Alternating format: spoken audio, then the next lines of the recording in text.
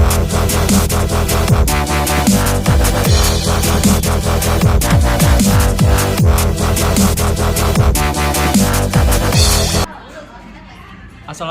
warahmatullahi wabarakatuh. Kembali lagi bersama saya Dika Surya Ananda, NPM 1821020282, jurusan Hukum Tata Negara, Universitas Islam Negeri Raden Intan Lampung. Saya akan membahas tentang pengertian, latar belakang atau teori-teori dan kekuatan hukum perdata Islam di Indonesia. Pertama, saya akan menjelaskan tentang pengertian hukum perdata Islam. Hukum adalah seperangkat peraturan-peraturan yang dibuat oleh yang berwenang atau negara dengan tujuan mengatur tata kehidupan bermasyarakat yang mempunyai ciri memerintah dan melarang serta mempunyai sifat memaksa, serta mengikat anggotanya dengan menjatuhkan sanksi hukuman yang bagi mereka yang melanggarnya. Sedangkan hukum perdata adalah hukum yang bertujuan menjamin adanya kepastian di dalam hukum antara orang yang satu dengan orang yang lain, kedua-duanya sebagai anggota masyarakat dan benda dalam masyarakat. Dalam terminologi Islam, istilah perdata ini sepadan dengan pengertian muamalah. Kemudian, frase hukum perdata disandarkan kepada kata Islam. Jadi dapat dipahami menurut hemat penulis bahwa hukum perdata Islam adalah peraturan yang dirumuskan berdasarkan wahyu Allah dan sunnah Rasul tentang tingkah laku mukallaf dalam hal perdata atau muamalah yang diakui dan diyakini berlaku mengikat bagi semua pemeluk Islam di Indonesia.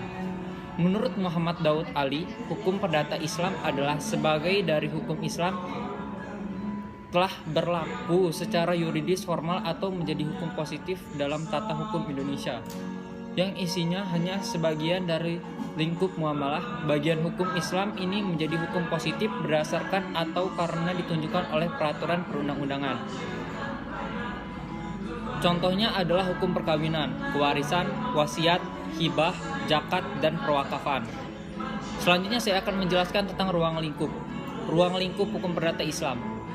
Pertama, aturan mengatur hukum antara manusia dengan Tuhan disebut kaidah ibadah. Kedua, aturan yang mengatur antara sesama anggota masyarakat disebut kaidah muamalah. Ketiga, aturan yang mengatur antara manusia dengan lingkungan hidup disebut kaidah hukum alam atau sunatullah. Lalu saya akan menjelaskan tentang latar belakang teori-teori berlakunya hukum Islam di Indonesia. Yang pertama, teori receptio in complexu. Yang kedua, teori recepti. Yang ketiga, teori recepti exit atau receptio contrario. Yang pertama, teori receptio in complex. Teori receptio in complex adalah memperlakukan hukum Islam secara penuh terhadap orang Islam karena mereka telah memeluk Islam. Teori receptio in complex dimunculkan oleh Van de Burg berdasarkan kenyataan bahwa hukum Islam diterima secara menyeluruh oleh umat Islam. Yang kedua, teori resepti masuknya pemerintah kolonial Belanda di Indonesia membawa perubahan-perubahan dalam pelaksanaan hukum Islam. Meskipun secara formal hukum Islam diberlakukan, hal ini didasarkan oleh adanya kecurigaan dari sebagai pejabat Belanda yang mulai dikemukakan melalui kritik terhadap peraturan-peraturan yang dikeluarkan. Mereka memperkenalkan Het Indisch adat, Recht atau hukum adat Indonesia. Kritik ini dimulai Cornelis van Vollenhoven pada tahun 1874 sampai 1933. Kemudian dilanjutkan oleh Christian Snok pada tahun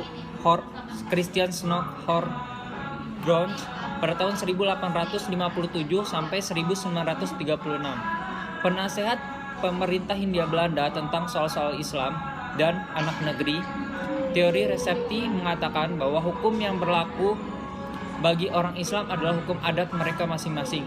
Hukum Islam dapat berlaku apabila telah diresapi oleh hukum adat. Jadi, hukum adat yang menentukan ada tidaknya hukum Islam. Muatan pokok teori resepti ini adalah prinsip Divide et Impera yang bertujuan untuk menghambat dan menghentikan meluasnya hukum Islam dan membentuk konsep hukum tandingan yang mendukung politik pecah belah pemerintah kolonial. Yang ketiga, teori resepti exit atau receptio contrario. Teori ini mengatakan bahwa hukum adat baru berlaku kalau tidak bertentangan dengan hukum Islam. Jika selama teori resepti berlaku adalah sebaliknya, yaitu hukum Islam dapat dilaksanakan. Apabila diterima hukum adat, maka sekarang hukum adat yang tidak sejalan dengan ketentuan hukum Islam harus dikeluarkan, dilawan, atau ditolak. Pada tahun 1950, dalam konferensi Departemen Kehakiman di Salatiga, Profesor Hajirin telah mengarahkan suatu analisis dan pandangan agar hukum Islam itu berlaku di Indonesia. Tidak berdasarkan pada hukum adat, berlakunya hukum Islam menurut Hajirin supaya didasarkan pada penunjukan peraturan perundang-undangan sendiri. Sama seperti hukum adat selama ini, yang dasar memperlakukan hukum adat itu sendiri adalah berdasarkan sokongan peraturan perundang-undangan. Karena itu, haruslah dipersiapkan dan dibuatkan perundang-undangan terhadap hal itu. Kemudian, hukum perdata Islam dan kekuatan hukumnya di Indonesia. Apabila hukum perdata Islam dan kekuatan hukumnya dianalisis secara ketatanegaraan di negara Republik Indonesia, dapat dikatakan bahwa asasnya adalah Pancasila dan Undang-Undang Dasar 1945. Demikian juga munculnya kompilasi hukum Islam yang menjadi pedoman bagi para hakim di peradilan khusus, peradilan agama di Indonesia. Hal ini merupakan pancaran dari norma hukum yang tertuang dalam pasal 29 Undang-Undang Dasar 1945. Oleh karena itu, pemberlakuan dan kekuatan hukum Islam secara ketatanegaraan di negara Republik Indonesia adalah Pancasila dan pasal 29 Undang-Undang Dasar 1945. Seiring pertumbuhan dan perkembangannya, perlu diungkapkan bahwa produk pemikiran hukum Islam dalam sejarah, perilaku umat Islam dalam melaksanakan hukum Islam di Indonesia ada 5, yaitu 1. Syariah, 2. Fikih, 3. Fatwa ulama atau hakim, 4. Keputusan pengadilan, 5. Perundang-undangan. Mungkin itu saja yang dapat saya sampaikan. Terima kasih atas perhatiannya. Saya akhiri. Wassalamualaikum warahmatullahi wabarakatuh.